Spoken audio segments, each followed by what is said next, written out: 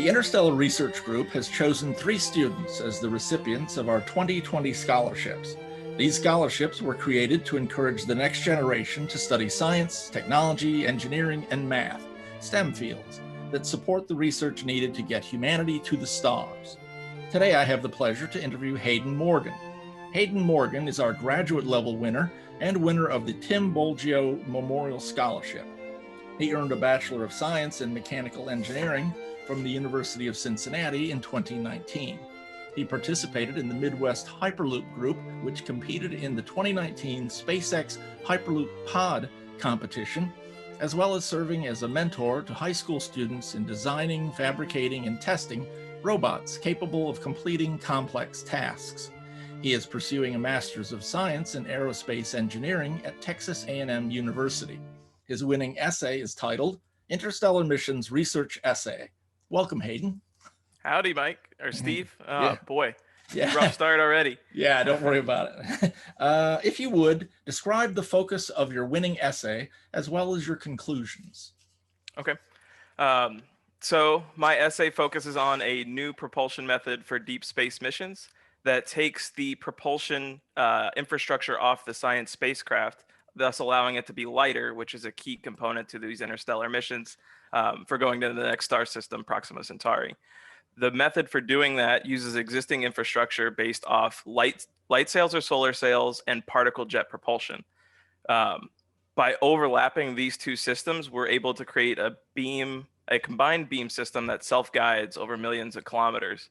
In your traditional propulsion method, with light or particles, your beam is eventually going to diffract, and you're going to lose some of that thrust as you go further away, thus limiting the final terminal velocity of your science spacecraft. So combining it will keep that beam the same size as it propagates. Okay. So we're able to keep that thrust for a longer mission duration. Okay. Can you give some idea of how much? I mean, it wouldn't stay together infinitely, but for like, would it be 10 times as long or 20 times?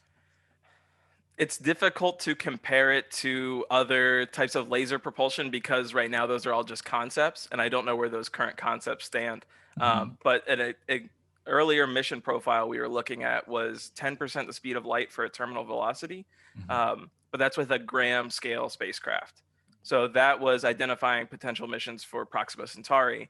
But a more near-term feasible mission is the solar gravity lens, which with our current anticipated infrastructure in space, we anticipate being able to do that with a kilogram scale spacecraft. So obviously you have a lot more weight for the science needed to do that imaging at that solar gravity lens point.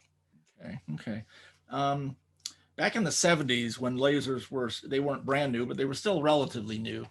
They used to brag, and this was a brag at the time, that you could point a laser from the Earth at the surface of the moon, and it would spread out to be only half a mile wide, which does not sound like that good a brag to me. The spreading out of lasers is a real problem to be overcome. Exactly, especially for those deep space distances that we're aiming for. I believe some of the mission or the actual acceleration durations we were looking at was about 10 minutes of actual science spacecraft movement. And in that 10 minutes, thousands of kilometers have passed. So any spreading, you're losing thrust really quickly. Yeah. What do you see as the largest obstacle, or obstacles, plural, to be overcome in sending a robotic probe to a nearby star? One of the biggest obstacles I see is public interest and funding. I mean, there's a lot of people.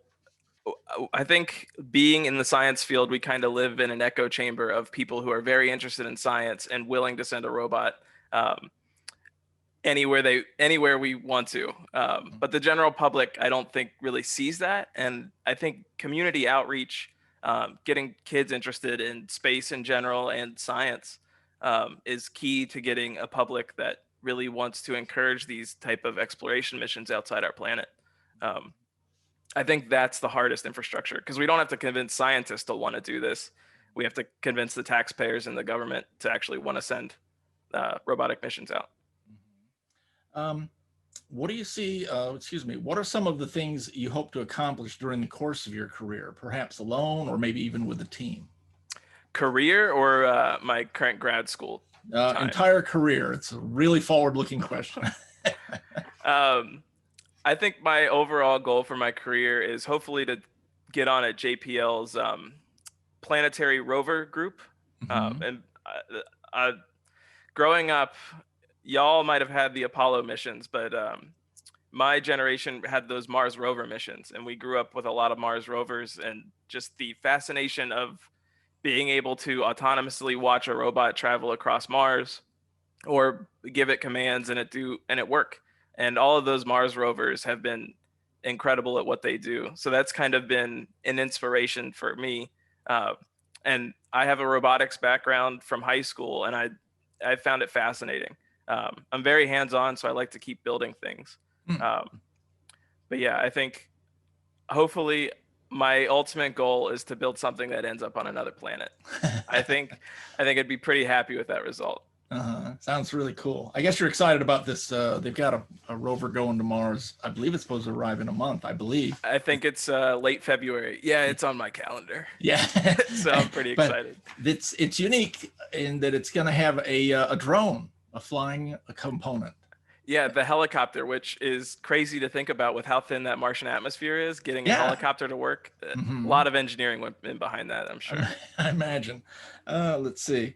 Um, if you would describe your idea of a first, and I know this is a bit of a stretch, but describe your idea of a first successful launch of an interstellar mission.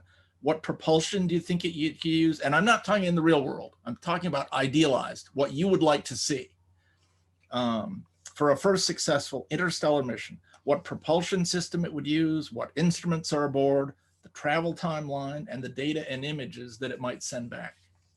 Okay.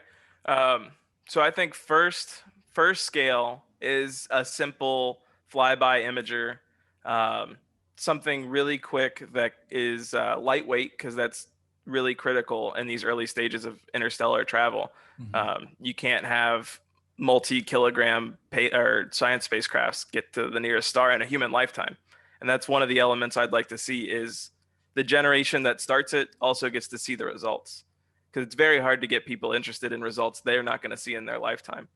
Um, so I'd like to see a very small spacecraft, or on the order of grams below a kilogram, um, that would need to have a propulsion system off board, whether that's laser sails or particle beams or our proposed propulsion concept of the combined system. Um, there, if you're going to send a lightweight spacecraft, you want to make sure you have as much science capability on that spacecraft as possible. So removing the propulsion architecture definitely helps save a lot of that weight. So I imagine one of these first interstellar missions will be with a laser sail concept or our concept. Um, and I think the thing we really need out of an interstellar mission is knowledge of what's out there, but also some inspiration. So I think we definitely need some type of imaging system, whether that's, I think a camera, just a normal visible spectrum camera, is something that'll be really critical to have. Um, Obviously, for a flyby, if you're flying by at 10% of the speed of light, getting back is a challenge, and relaying that data back is a huge challenge.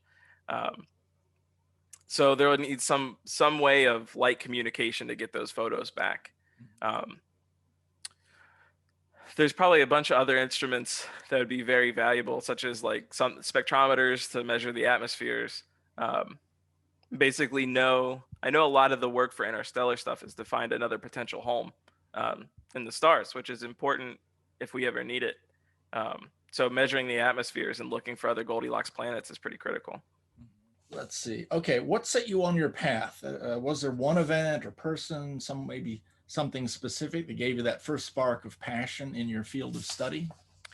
So as far as space, I never really got interested in space until probably junior year of college. But before that, obviously having an undergrad in engineering kind of builds you up to get to grad school to study what I'm studying. So starting off my engineering interest, a new professor came to my high school, and he had taught a robotics group at another local town, and he came over and wanted to start a robotics group at our school. And I don't know if you've heard of First Robotics. Mhm. That was absolutely critical for getting me in engineering. My family is in the medical field, firefighters, paramedics, nurses, people. That was, So you're the traitor. I am the career black sheep. Okay. Yeah, so breaking away from that and doing something like engineering definitely took some external influence, for sure. So Okay. getting in that robotics group and being one of the first members on that team really set me up to do engineering. And then when it came to choosing aerospace and space in particular, um, I met a couple friends in my undergrad. I met them freshman year, and they actually, one of them, Liberty Shockley, she's a lieutenant in the Space Force. She's going to commission into the Space Force soon. And then a friend, Mackenzie Kinsbach, she's been working at SpaceX for almost all of her internships in undergrad, and still works there now. And they're a huge inspiration. Basically, they were in aerospace while I was in mechanical. So they brought all the fun interest into aerospace down to me. And that kind of, you can't have people talk to you about space and then just not be thrilled about it. I think if somebody's interested in space and they tell you why they're interested, it's hard to not catch that bug. Mhm. Oh yeah, definitely. Um, what part do you feel that inspiration plays in scientific progress? And I'm thinking here of science fiction books and movies as being inspirational, but it could also be other things as well. Say a third grade teacher with an unusual gift for explanation, something like that. I think pop culture inspiration is absolutely critical. The movie The Martian, if you remember that Mhm. one, that I think it's also important that sci-fi movies, literature, hang on to a good amount of reality and work with what's possible that doesn't exist yet.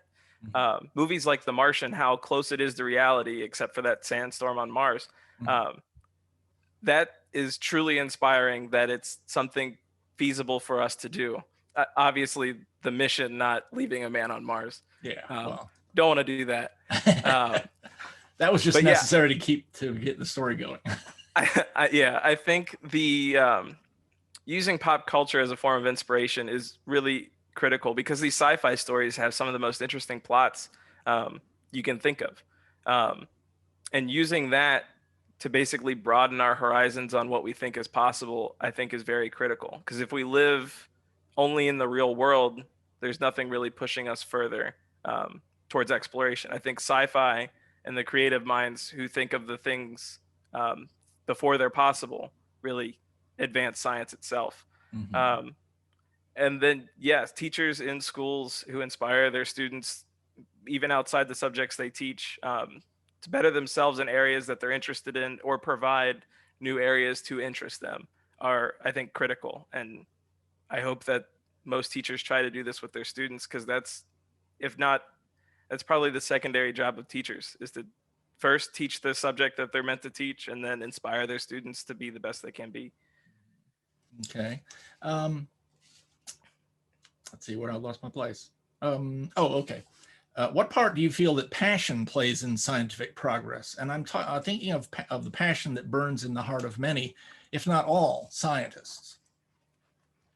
I also think that's critical. I mean, I know a lot of scientists, including those people that inspired me, that they're working way longer than they need to. Um, they're working overtime. They sleep maybe 6 hours a day, and the rest is spent at work. And I think a lot of our progress, especially in these commercial space companies, comes from those hardworking employees that do it. The pay is fine. You're not working for the pay. You're working because you want to see the progress and that Mhm. passion of getting somebody to Mars, exploring out in the solar system. I think that's what gets those people to work that hard. And when we have hardworking, smart people, uh, the sky's no longer the limit. The stars are the limit. So Okay, okay. Um, because an interstellar mission is such an ambitious goal, are there any missions within our own solar system which we might build upon as intermediate steps or baby steps that will help us toward that much more distant goal? of course. So earlier on, I mentioned the solar gravity lens mission. Now, that's outside of our solar system, but it's definitely closer than an interstellar mission. Mhm. So we can use that solar gravity lens to image exoplanets at a much closer base to home than essentially going to those new solar systems and imaging the exoplanets there. Mhm. That's a huge mission that I think might be critical prior to these interstellar missions. Is basically getting a better guess at what's out there. Also, for our own solar system, there's many planned missions to Europa or Titan, and those are really far and can make use of this propulsion infrastructure that we're developing at A&M, as well as laser sails, particle beams. That's far enough to warrant something like this. The chemical rocket propulsions are probably Moon to Mars range, but outside that, you're maybe looking at Hall thrusters or solar sails or our method. Okay, okay. And one last question. It's a bit of a fishing question. Was there a person in your life who took you aside and gave you an extra bit of mentoring or tutoring or guidance? And maybe they're not even aware of how much it meant to you, but you'd like to mention them and thank them? Yes, that engineering teacher from my high school. He definitely went above and beyond the call of duty as a teacher and as a robotics professor. Um, he is still a huge part of my life today. We still talk all the time, still mentors me about life and robotics and engineering. Um, yeah, I think he has a huge passion for teaching others, not just in the classroom, but with life. And any way he can give knowledge, he does that.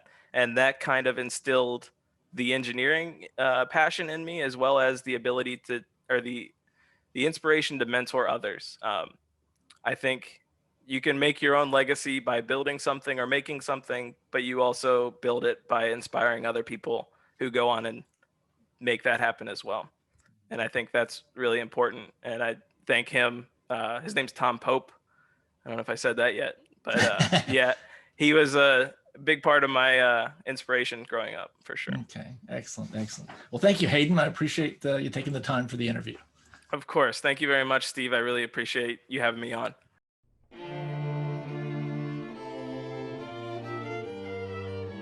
That was Hayden Morgan. This has been From Here to the Stars, a video series created by the Interstellar Research Group. The IRG is a nonprofit organization dedicated to thoroughly exploring the science and engineering that can eventually open up the reality of interstellar travel. Find us online at irg.space. I have been your host, Stephen Euin Cobb.